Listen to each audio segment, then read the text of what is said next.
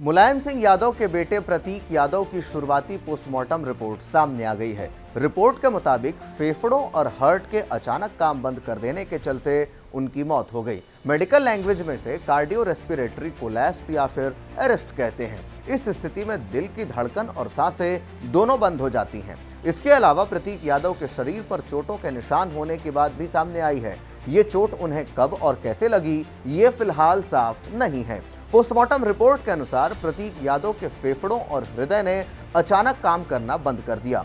इस cardio respiratory collapse के पीछे मुख्य वजह पल्मोनरी थ्रोम्बोएम्बोलिज्म पाई गई। यह स्थिति तब होती है जब रक्त का थक्का यानी थ्रोम्ब्स फेफड़ों की मुख्य धमनियों यानी पल्मोनरी आर्टरी में रुक जाता है। इससे फेफड़ों में ब्लड सर्कुलेशन बाधित हो जाता है, ऑक्सीजन की आपूर्ति रुकती है और हृदय पर अतिरिक्त दबाव पड़ता है, जो अंततः कोलैप्स का कारण भी बनता है।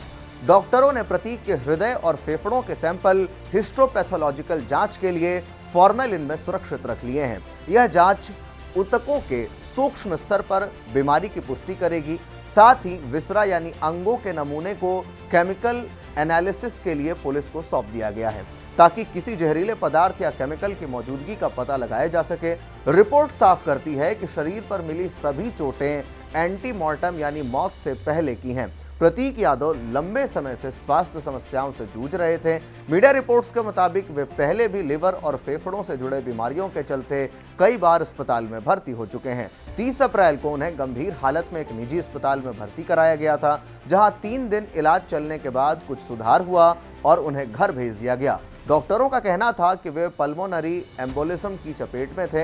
यह बीमारी खून के थक्के के फेफड़े में फंसने से होती है और यदि समय पर इलाज न हो तो जानलेवा साबित हो सकती है। पल्मोनरी एम्बोलिज्म के सामान्य कारणों में गहरी नसों का थ्रोम्बोसिस यानी कि डीवीटी, लंबे समय तक बिस्तर पर पड़े रहना, सर्जरी, कैंसर, मोटापा, धूम्रपान या कुछ दवाएं होती हैं। प्रतीक की उम्र और पिछली मेडिकल हिस्ट्री को देखते हुए यह स्थिति क्रॉनिक हो सकती थी।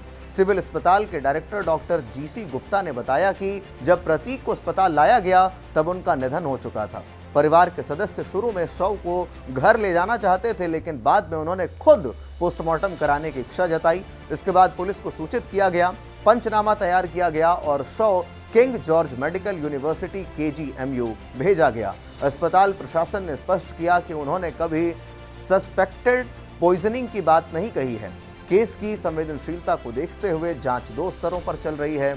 एक हिस्टोपैथोलॉजी रिपोर्ट से मौत की सटीक जैविक वजह की पता चल पाएगी, जबकि मेडिकल एनालिसिस से किसी बाहरी पदार्थ की भूमिका उजागर हो सकती है। यदि जरूरी हुआ तो हृदय के विसरा को दोबारा जांच की जाएगी। पुलिस पूरे मामले की जांच कर रही है। खासकर शरीर पर जो पाए गए चोट हैं उसके निशान को लेकर गंभीरता से जांच चल रही है। इसी के साथ कार्डियो रेस्पिरेटरी कोलैप्स एक अंतिम घटना है, न कि मूल कारण। असली वजह पल्मोनरी थ्रोम्बोलिज्म ही है, जो कि विश्व स्वास्थ्य संगठन के अनुसार यानी वर्ल्ड हेल्थ ऑर्गेनाइजेशन के अनुसार सालाना लाखों लोगों को इस समस्या से प्रभावित होना पड़ता है। वो इस समस्या से जूझते हैं। समय पर जो एंटी ओगुलेंट दवाएं हैं या फिर थ्रोम्बोलिटिक जो थेरेपी है या फिर जो सर्जिकल इंटरवेंशन है, वो जो है वही करके इस तमाम बीमारी को जो है रोका जा सकता है। और प्रतीक की जो पिछली भर्ती है उससे लगता है कि उन्हें उचित फॉलोअप नहीं मिल पाया या फिर स्थिति अचानक ही गंभीर हो गई होगी।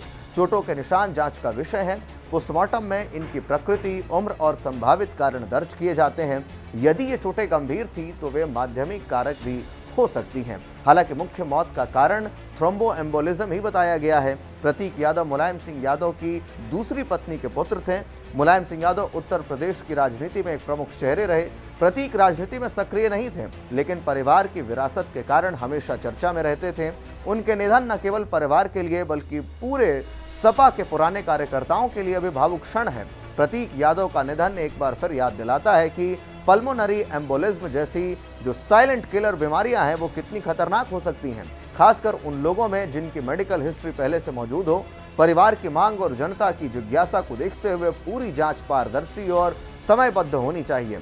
अंतिम जो हिस्टोपैथोलॉजी और केमिकल रिपोर्ट आने की बात है वो मौत के पूरे चित्र को स्पष्ट करेगा। प्रतीक यादव की याद में उनके परिवार, शुभचिंतकों और राजनीतिक सहयोगियों को गहरी संवेदनाएं जो हैं वो कहीं ना कहीं अब हैं। और इसी के साथ स्वास्थ्य जागरूकता और समय पर चिकित्सा जो है वो बहुत महत्वपूर्ण है। इस वजह से, इस बीमारी की वजह से कई लोग जो हैं वो सालाना WHO के रिपोर्ट के मुताबिक अपनी जान को गंवा बैठते हैं। तो ऐसे में धूम्रपान, नशीली दवाएं या फिर ज़्यादा सोना, मोटापा, ये तमाम चीज़ें इसके पीछे वजह हो सकती हैं। बहरहाल आप इस पूरे विषय को लेकर क्या कुछ सोचते हैं, कमेंट बॉक्स में हमें अपनी राय लिखकर ज़रूर दें।